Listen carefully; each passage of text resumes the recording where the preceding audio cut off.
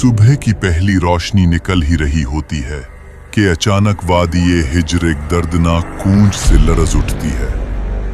न हवा चलती, न कोई बोलता।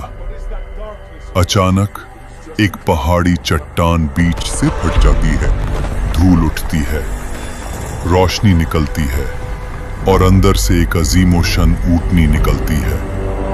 लोग कांपकर पीछे हट जाते हैं। किसी ने धीमी आवाज में कहा, ये साले अलैहिस्सलाम का मौजिज़ा है। कौमें आज जब अपने गुरूर और जुल्म की वजह से हलाक हुई, तो उनके दरमियान चंद मोमिन लोग, जिन्होंने हजरत हूद अलैहिस्सलाम की बात मानी, अल्लाह ने उन्हें बचा लिया। अजाब के बाद हवा बिल्कुल खामोश थी। वादियों में सिर्फ टूटे हुए घर और हवा में अजाब का धुआं। बचे हुए लोग एक दूसरे को देखते हुए कहते, शुक्र है कि हमने हुद अलैहिस्सलाम की बात मानी। अगर अल्लाह हमें पनाह न देता, हम भी तबाह हो जाते। ये मोमिन लोग वादी आद छोड़कर दूसरी जमीन की तरफ रवाना हुए। सफर लंबा, मुश्किल और दर्दनाक था, मगर उनकी नस्ल को नई जमीन की तलाश थी, पानी, खुशहाली और अमन के लिए। काफिले नज़्द और हिजाज के पहाड़ी रास्तों से गुजरते गए।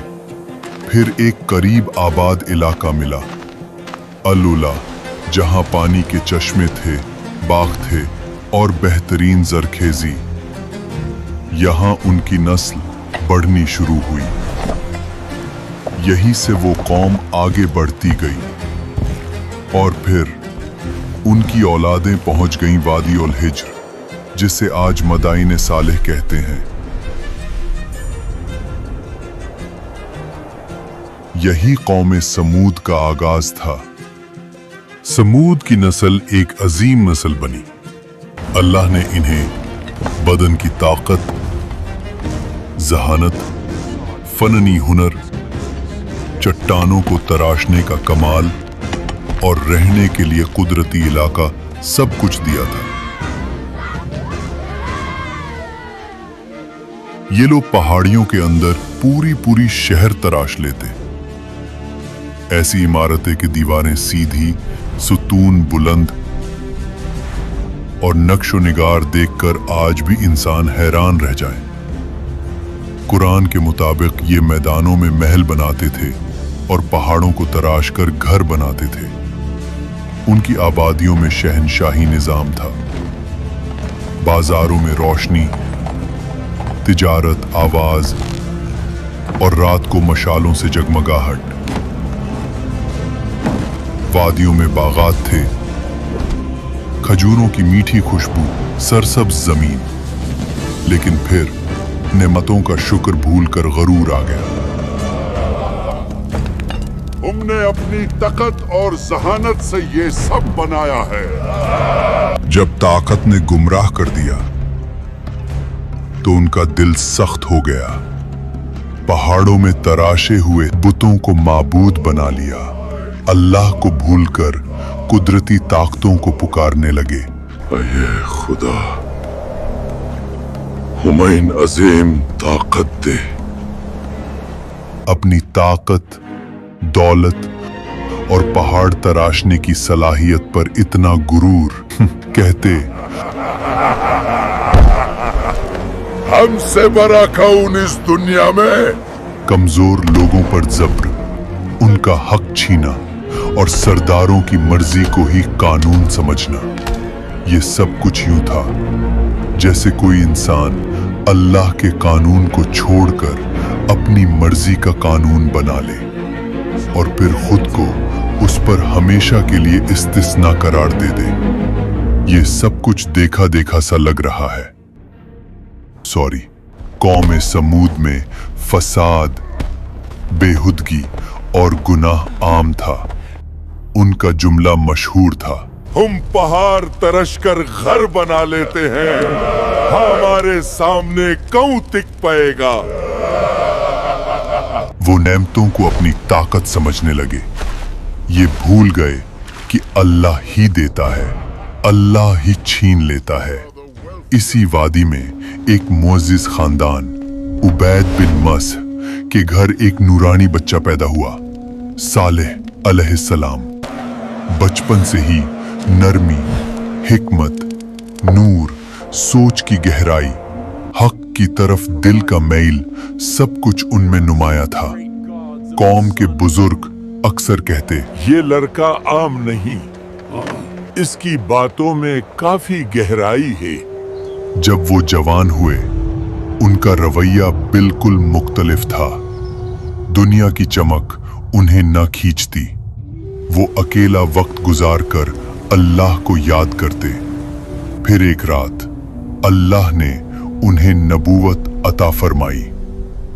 सालेह अलैहिस्सलाम अपनी बस्ती में गए और लोगों से कहा, सिर्फ अल्लाह की इबादत करो, तुम्हारा कोई माबूद उसके सिवा नहीं।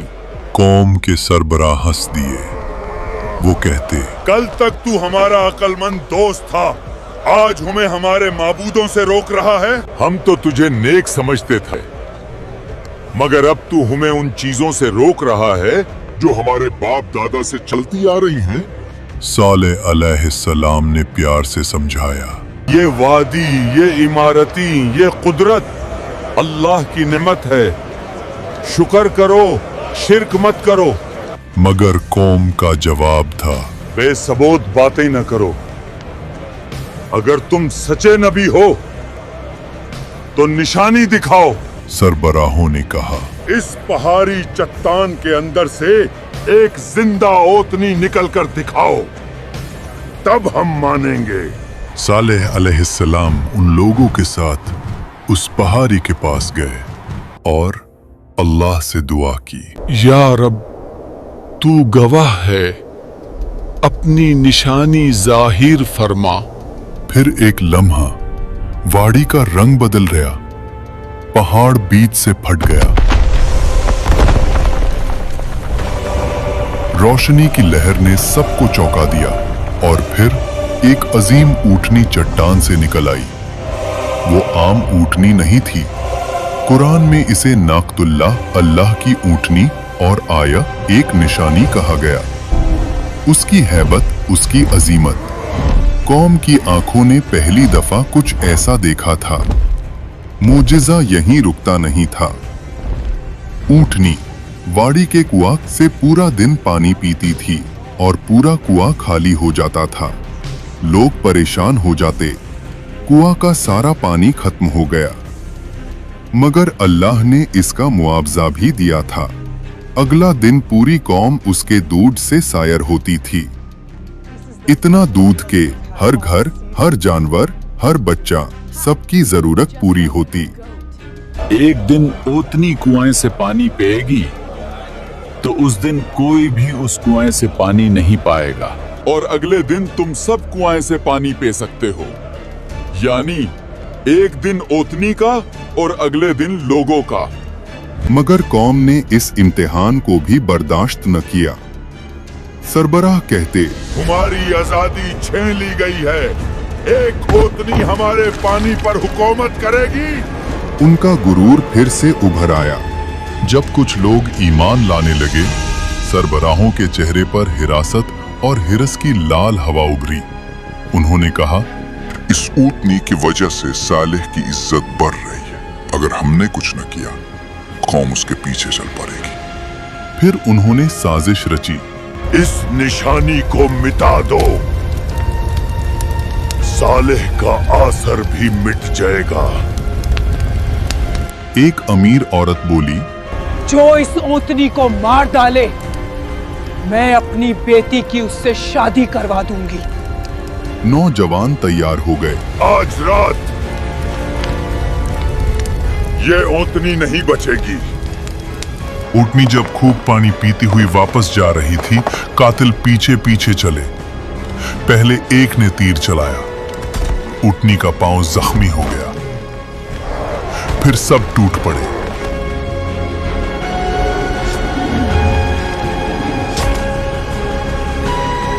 और एक हमले में उस निशानी को कत्ल कर दिया।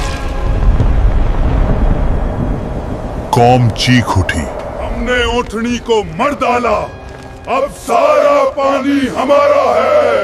यही वो जुर्म था जिस पर अजाब का वादा था। सालेह अलैहिस्सलाम आए, उनका चेहरा पीला, आंखों में आंसू। तुमने क्या कर डाला? अल्लाह की निशानी का कत्ल किया। अब तुम्हारे पास सिर्फ 3 दिन हैं। अजाब?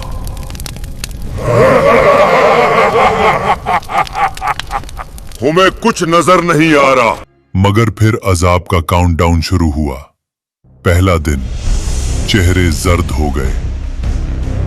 दूसरा दिन, चेहरे सुर्ख, हवा गरम, आसमान लाल। तीसरा दिन,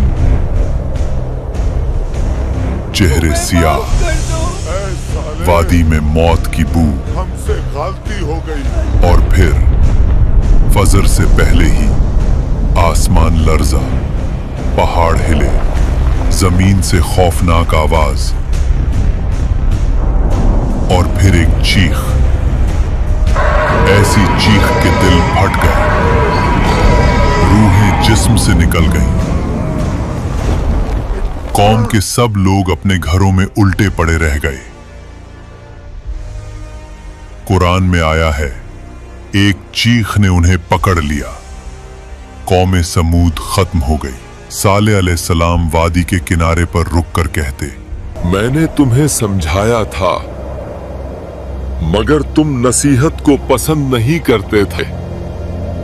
मैदान सालेह आज तक गवाही देती है कि जब अल्लाह की निशानी का इनकार हो तो कौमें इमारतों से नहीं बचती, ईमान से बचती हैं। अगर तुम्हें ये कुरानिक कहानी पसंद आई हो तो वीडियो को लाइक करो, कमेंट्स में लिखो तुम अगले एपिसोड में किस कौम की कहानी देखना चाहते हो, और चैनल को सब्सक्राइब करना मत भूलना।